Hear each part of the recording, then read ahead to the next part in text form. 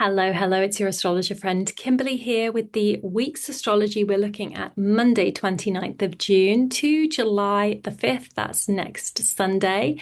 Let's get stuck in. Let's look at the astrological chart so you can follow along and see what I see and enjoy looking at what I'm looking at. So we start the week with the moon in Sagittarius, but almost immediately on Monday, depending on your time zone, the moon enters Capricorn, ready for the full moon in Capricorn. So the whole of Monday, the whole of Tuesday, and right through till Wednesday at 8:33 p.m., we've got moon in Capricorn.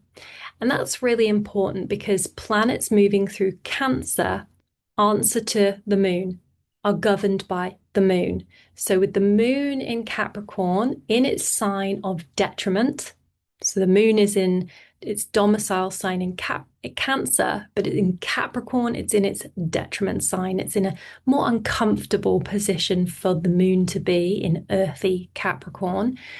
The Sun, Mercury, and Jupiter are all responding to that moon. So it's not the easiest energy that we start this week on. If we're talking about Monday, Tuesday, Wednesday, it is not easy breezy energy because, as I say, the moon is in its detriment sign. We're talking about the hard, cold terrain of the moon in Capricorn. What's more, we have a full moon, so there is amplified, heightened energy to be dealing with. Full moons are always revelatory or typically more full awareness, full light on the matter. So it's a really good time to heighten your awareness or to be a little bit more perceptive and open-minded and observant of what's going on. So that's a good, thing to keep in mind. At the same time, the moon is also responding to Saturn. So planets moving through Capricorn are governed by Saturn. Saturn's in Aries, not very happy. Again, not a very good sign for Saturn to be in. Moon's not happy, Saturn's not happy. Let's keep it simple. We've also got Mercury stationing retrograde just hours before the full moon comes exact. So I'm just going to animate the chart for you. So we've got Monday here. We're going through Monday morning, and you can see Mercury is stationing retrograde. That means Mercury is amplified, extra potent, coming to a halt, coming to its stationary, still position from our perspective on Earth in the skies. That amplifies the qualities of Mercury, which is commerce, communication, transactions, anything mercurial, anything that governs anything that's pointing to the way that we speak, communicate our messages, our direct messages, our emails, our, interactions and our engagements. We are going to find that they are extra buzzy as Mercury is, finding its feet there. There you can see Mercury's now retrograde. When it turns red, it means retrograde. So we've got about, 6 o'clock or so on Monday. Then comes the full moon, literally a couple of hours later at 8 degrees, coming into a square at the midpoint of Neptune, Saturn in Aries. So we've got tension there. Okay, so it's not exactly a happy full moon. It's not exactly a cozy, nurturing, warm, soft full moon. It's actually a pretty low-key, grinding gears. I don't want to say aggressive full moon, but it's a pretty tenuously sticky one to be dealing with. It doesn't exactly feel good. And with Mercury kicking up, retrospective thoughts and even emotions, we could be in a real tough spot here early in the week.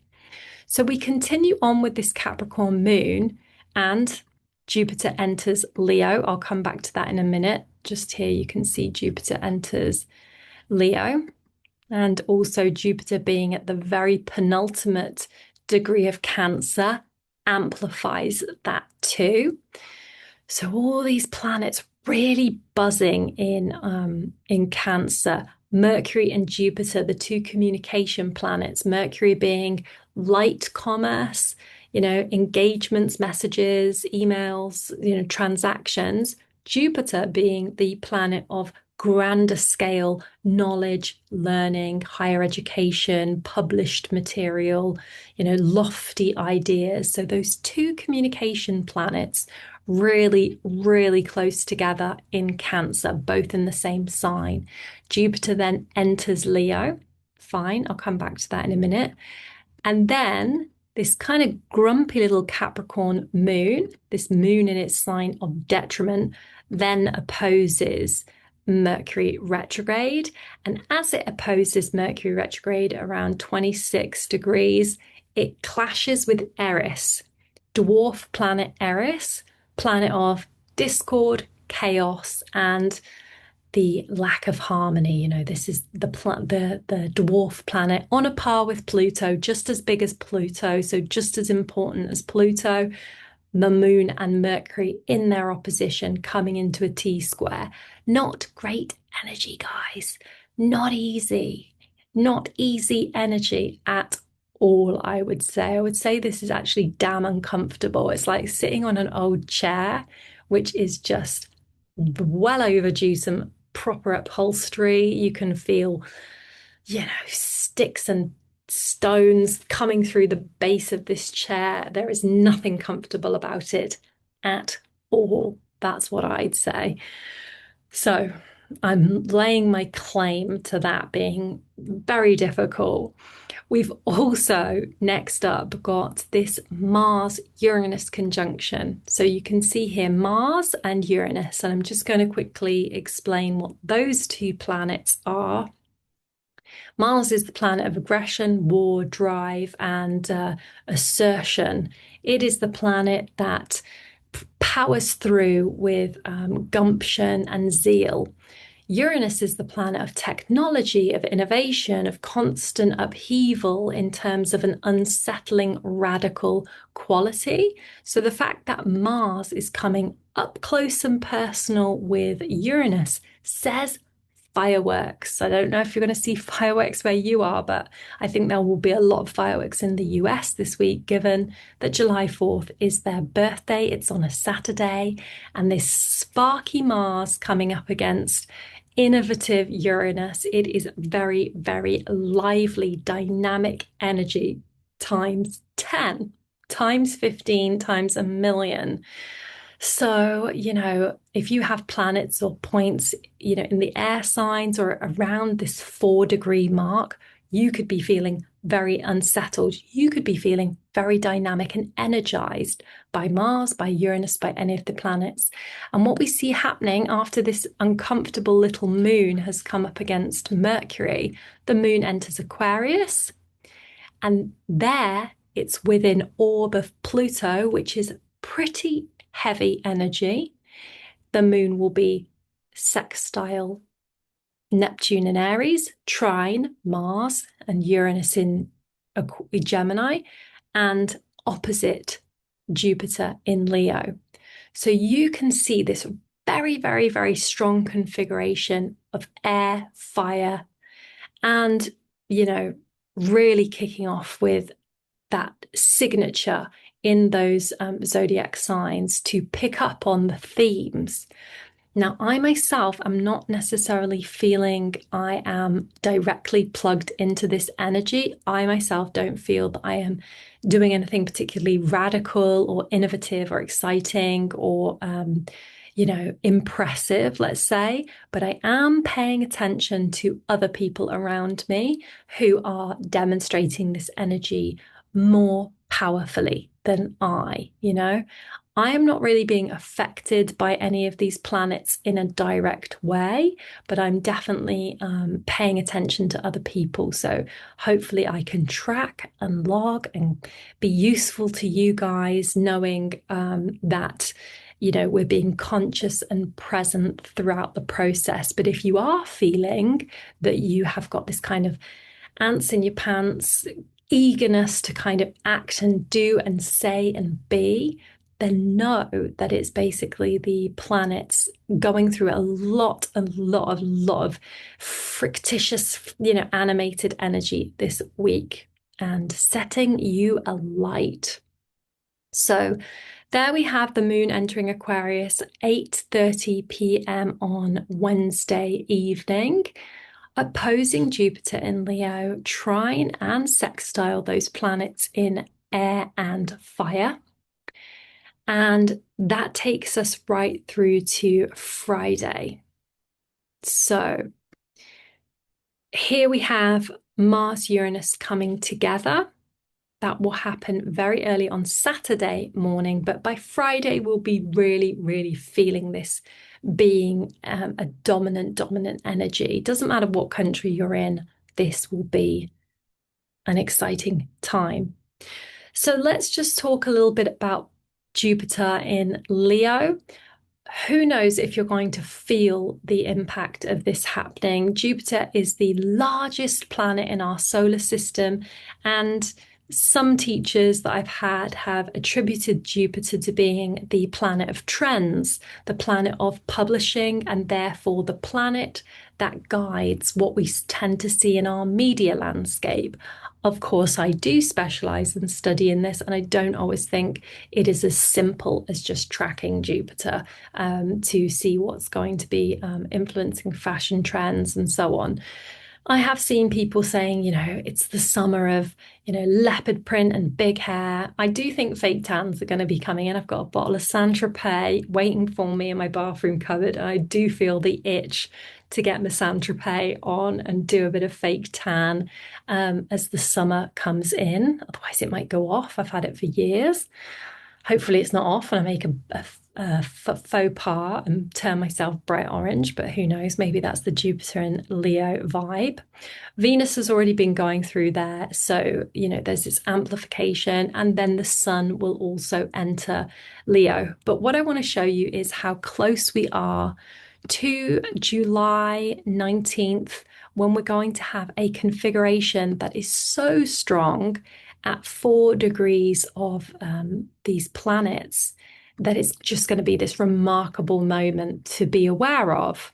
So you can see here, 19th of July, Pluto, Jupiter opposition, Uranus in there, Neptune in there.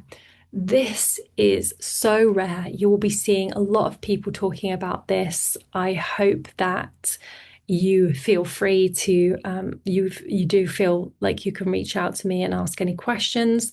I'm more than happy to help answer them. It will be personal. It will be based on what's going on for you in your life. But needless to say, collectively, there is going to be a lot going on as well. Pluto in Aquarius is all about the fear of online spaces and the terror that can be, that can overcome us, given what happens when somebody tries to hijack us, our social media gets hacked, somebody threatens us, or something happens in online spaces that's just spooky. So I'm thinking about children being caught in the crossfire of online spaces. So people putting their children's faces onto the internet and the repercussions of that, things getting very, very blurry, but also the new introduction of these meta glasses. And I would say that bifocals, that sense of duplicity is very Gemini coded. And so this Uranus in Gemini being very much about these new inventions, including the meta glasses, or I don't know what the name of the glasses, I think it's called meta glasses, but stuff that's going on, leaps and bounds advancements that are going on online. And here, having this Pluto trine Uranus, these innovations, this planet of change and disruption and upheaval, tapping into Pluto. So they call Uranus the Great Awakener. And of course, Pluto is Hades, Lord of the Underworld. So it just feels to me like this galvanizing energy where everything is getting turfed up, which is, I don't want to use the word terrifying, but it's just, it's a lot of It's a lot of upheaval. We had 3 earthquakes in Japan here last Friday, and it was pretty exciting stuff because the alarms were going off on our phones. And thankfully, touch wood, I was okay, but Venezuela was hit so bad last week. So globally, this being very, very tenuous time potentially. And Jupiter, Neptune also being involved here. Now, Jupiter and Neptune are both the co-rulers of Pisces as well. I'm on the fence of, my beliefs surrounding the rulership of Pisces, but needless to say, they do have a very similar-ish energy. They say that Neptune is the higher octave of Venus, but Jupiter is all about spirituality and growth and the journeys that we go on, the adventures that we go on. And Neptune is about spirituality, as in the way that we absorb ourselves into the oneness of the universe. So these two quite spiritual planets being in fire signs could find a lot of impassioned sentiments flaring up, whether it's beliefs that are dogmatic, and Uranus in Gemini potentially being a lot of argumentative energy around racial tensions as well. Pluto in Aquarius also alluding to social issues. I just think we have a lot sweeping in very, very soon, guys, very, very soon. And quickly after that, the North Node enters Aquarius. You can see there on the 27th of July, but that's getting a little bit ahead of ourselves. If I bring it back just to this week, I think what we really need to be aware of and mindful of is that full moon in Capricorn, which is a bit of a Debbie Downer, let's face it, not great energy starting us into the week. The entry of Jupiter into Leo, which is going to be a lot of focus on young people, on whether it's our children or whether it's just youth as a concept. It being about the influencer versus the masses, being mindful of being seen as the star of the show, being an attention seeker, and having that balance between audience participation and trying to cultivate the spotlight, which is a very Leo thing. I do think it will take the sun moving into Leo before that's too much of a problem. But it's just to be really mindful. And then that Friday with that Mars in Gemini kicking off as it gets closer to controversial, unorthodox Uranus. Okay, I'm going to leave it there, guys, because it's 20 past midnight on a Sunday night. I should have sent this out a long time ago. I'm so sorry. I've been living life. I've been living my life and not necessarily adhering to my social media calendar and updating you. But I am here always to answer questions. If you're feeling erratic, if you're feeling unsettled, there is a reason. This is about coming into alignment with your highest purpose, with your highest good, and just trying to feel settled and okay and in acceptance of where you are right now, but affirming that the week is wild. The week's astrology is wild, but this time next week we'll all still be here. Everything will still be ticking over as usual. But if you're experiencing lots of radical changes, there is absolutely a cosmic reason why. So with that, I will love you and leave you and give you big hugs and hope that you feel you can reach out to me. I will be in touch with you if you've already sent me a message. And yeah, lots of love.